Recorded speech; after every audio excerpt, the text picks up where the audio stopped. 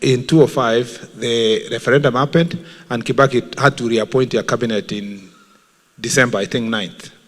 So, and because at that point in time, it looked like Kibaki is finished, completely finished.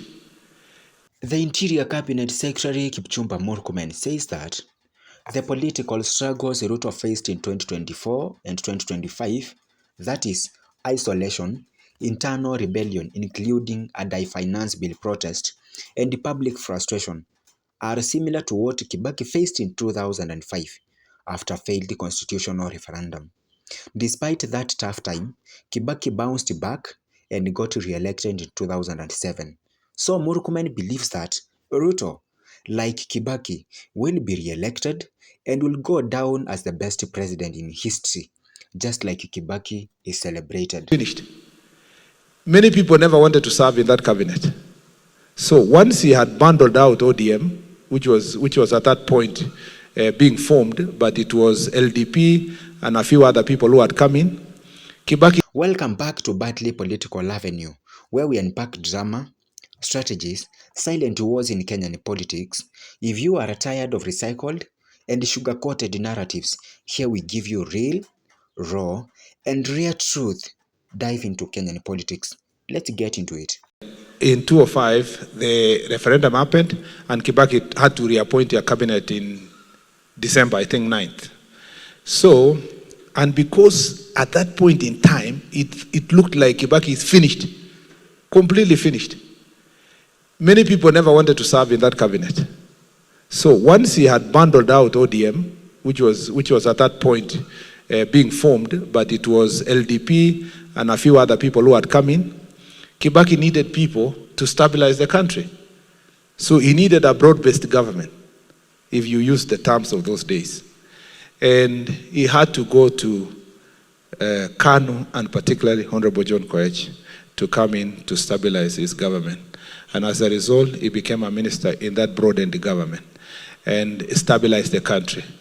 And contrary to the belief that many people thought Kibaki is finished, he helped to stabilize that government to the extent that President Mwai Kibaki was re-elected in 1997. And in the process, you know what happened across our country to now. So what President Ruto did is not new. You know, it's not new. The challenges that President Ruto faced are not new. In 2005, Kibaki was the most unpopular person. Everybody was saying, uchumi ni ya watu wachache, haijafika chini, it's not nene. But Kibaki is most celebrated president today. So even the challenges the president went through last year and did what Kibaki did and broadened the government and stabilized the country, I am confident that the future of this country is in safe hands and success is ahead for us, and President Ruto will be re-elected and he will be celebrated like Kibaki in future. That is the most transformative president that ever country have. My simple comparison between the two scenarios is this.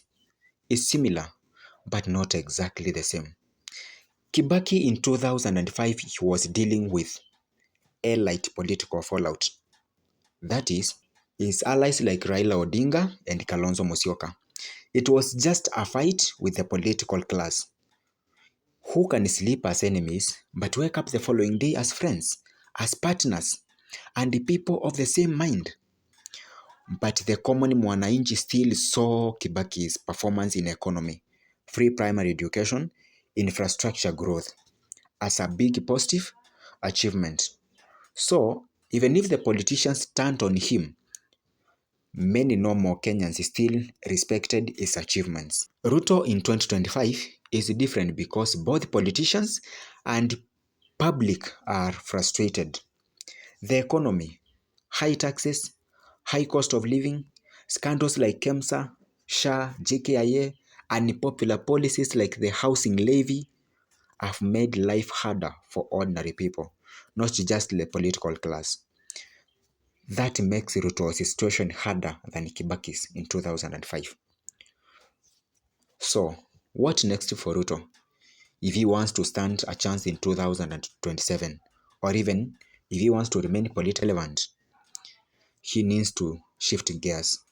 get out of his praise and worship team, find out the truth and opinion of the common mwananchi, stop firing people just because they don't agree with him, stop abducting and impeaching governors. But even if he does all of this, will he be re-elected like Murkomen is saying? Drop your thought in the comment section below. Remember to like this video, share and subscribe. See you in the next one.